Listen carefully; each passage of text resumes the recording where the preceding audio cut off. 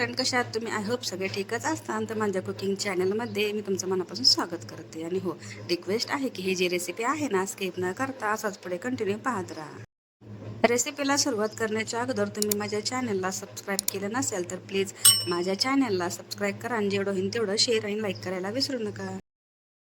तर मी तुमच्यासाठी ना एक रोज नवीन छान छान अशी रेसिपी घेऊन येत आहे. आजही घेऊन आलेली आहे. चला तर मग वेळ न घालवता रेसिपीला सुरुवात करूया. तर तुम्हा सर्व महिलांना पडलेला प्रश्न, आता आपण काय करतो हॉटेलमध्ये गेले की ते ग्रेव्ही जी असते ना, तर खरंच खूप छान लागते. पण घरी कशी बनवायची ते तुम्हाला इथे मी दाखवणार आहे. ते व्हिडिओ ना अजिबात स्किप करू नका. त्याच्यासाठी इथे मी काय केले, भिडगी मिरची जी आहे ना, तर इथं गरम पाण्यामध्ये ना जवळपास अर्धा तास मी इथं भिजून घेतली आहे. आता आपल्या जेवढ्या क्वांटिटीमध्ये चिकन घेतले तेवढ्याच क्वांटिटीमध्ये आपण इथं काय केले, भिडगी मिरची घेतलेली आहे जवळपास 3 ते 4. आणि ते छानपैकी भिजल्या गेल्याच्या नंतर त्याच्यासोबतच मी काय केले, काजू आणि बदाम इथं 5 ते 6 इथे घेतलेले आहे काजू आणि बदाम. आता त्याला पण काय करायचे, भिजून घ्यायचे जेणेकरून आपली ग्रेव्ही छान होईल. तर मिक्सर जारमध्ये ना ती आपण भिडगी मिरची जी भिजून ठेवली आहे ना ती इथे ॲड केली आहे. काजू आणि बदाम तेही आपण भिजून घेतले ते पण ह्याच्यामध्ये ॲड केलं ते. आता आपण प्रत्येक वेळेस व्हिडिओमध्ये दाखवतेच की त्याची कांदा आहे ना त्याचा मी बिरिस्ता तयार करून घेतला आहे. तो पण एक वाटी असा मी घेतलेला आहे. आणि टमॅटो जे आहे ना तर एकच घेतलेला आहे, स्वच्छ धुतल्याच्यानंतर कट करून घेतलेला आहे. आता त्याच्यामध्ये ना थोडेसे लसणाचे पाकळे मी ॲड केली आहे.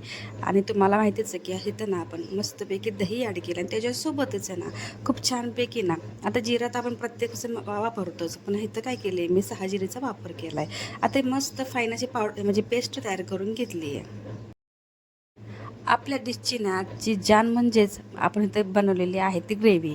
आता ही ग्रेव्ही जी आहे ना तुम्ही अंड्याच्या भाजीमध्ये किंवा पनीरमध्ये जर बनवली तर तुमची जी भाजी जी आहे ना तर हॉटेलपेक्षाही डबल टेबलने छान बनेल. आता चला, आता आपण इथं काय केले, इथं की जवळपास ना इथं अर्धा किलो मी इथे चिकन घेतले. चिकन जे आहे ना तर 2 ते 3 पाण्याने स्वच्छ धुवून घेतलेलं आहे बरं का फ्रेंड्स. आता आपण ह्याच्यामध्ये काय केले, आता जी ग्रेव्ही तयार करून घेतलेली आहे ना ती आता मी चिकनमध्ये ॲड केली. थोडीशी इथं काय केले, कोथिंबीर ॲड केली आणि बेसिक मसाला तेही सांगते. आणि इथं मी घेतलेला आहे चिकन मसाला 1 टेबलस्पून, मटन मसाला 1 टेबलस्पून, होममेड मसाला 1 टेबलस्पून. आणि हे लक्षात ठेवायचे, आपण इथे बिडगी मिरची घेतलेली आहे ना आणि थोडासा गरम मसालाही 1 टेबलस्पून घेतलेला आहे. थोडंसं क्वांटिटी म्हणजे तिखटची क्वांटिटी थोडी कमी ठेवायची आहे. आणि त्याच्यासोबतच अर्धा चमचा ते मी घेतलेला आहे हळद, चवीपुरतं मीठ ॲड केलेलं आहे. आता हे मसाला जो आहे ना छानपैकी एकत्र करून घ्यायचा आहे. हो, धना पावडर हे आपण इथं ॲड केलेलं आहे. आणि आपले बेसिक मसाले सर्व काही एकत्र केल्याच्या नंतर इथे मी काय केले, पाण्याचा वापर केलेला नाही आहे. दहीमध्येच दही तर ऑलरेडी टाकलेलं आहे जवळपास अर्धी वाटी. आता ह्याला काय करायचं, दही पुन्हा टाकायचं नाही. तेवढ्याच क्वांटिटीमध्ये काय होतं की आपण टॅमॅटो जी यूज केला आहे ना त्याचाही आंबटपणा आपल्या रेसिपीसाठी भरपूर होईल. तर तुम्ही पाहत असाल की आपण जवळपास आहे ना 1 तास ही चिकन जी आहे ना तर मॅरिनेट करून घेतलेलं आहे. आणि ही जी रेसिपी आहे ना आजची, मी साजूक तुपामध्ये बनवते. कारण ह्या रेसिपीसाठी ना ही साजूक तूप एकदम परफेक्ट आहे. ते जेणेकरून आपल्या रेसिपीला ना खूप छान असे टेस्ट येईल. तर तुम्ही पाहत असाल की ते जवळपास आहे ना छोटा 1 कप इथं मी घेतलेला आहे साजूक तूप, जेणेकरून आपल्या रेसिपीसाठी परफेक्ट होईल.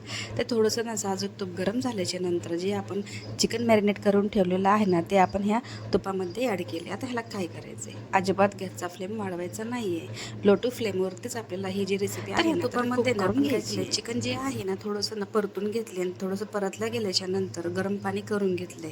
आता गरम पाणी किती टाकायचे, कारण तुम्हाला तर माहितीच आहे की दहीला पाणी भरपूर सुटतं, त्यासाठी अर्धा ग्लास खूप होईल.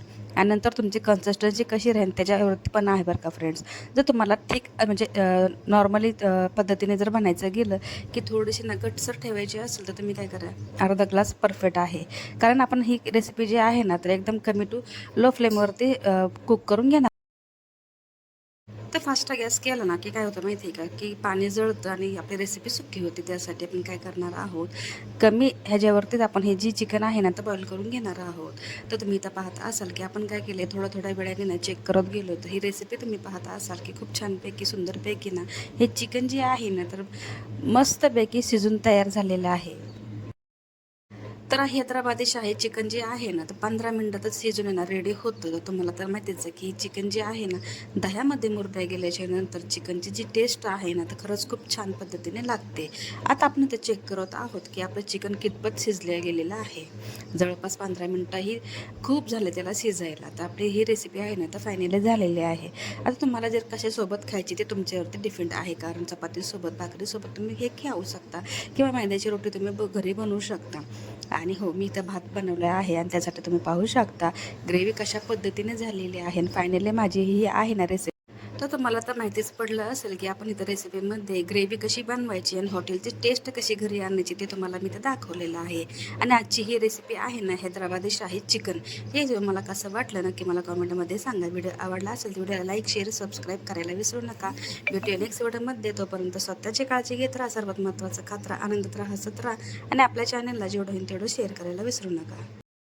सर्वात महत्त्वाची गोष्ट म्हणजे ज्यांनी ज्यांनी हा माझा व्हिडिओ पाहिला असेल ना, त्यांचं खरंच खूप मनापासून धन्यवाद करते. आणि हो, एक लाईक आणि एक सबस्क्राईबने माझं आयुष्य बदलू शकतं. कारण की तुम्ही जे सपोर्ट करताय की मला एक प्रोत्साहन मिळतं की उद्याच्या रेसिपी बनवण्यासाठी, तर तुमच्यापर्यंत मी छान छान रेसिपी घेऊन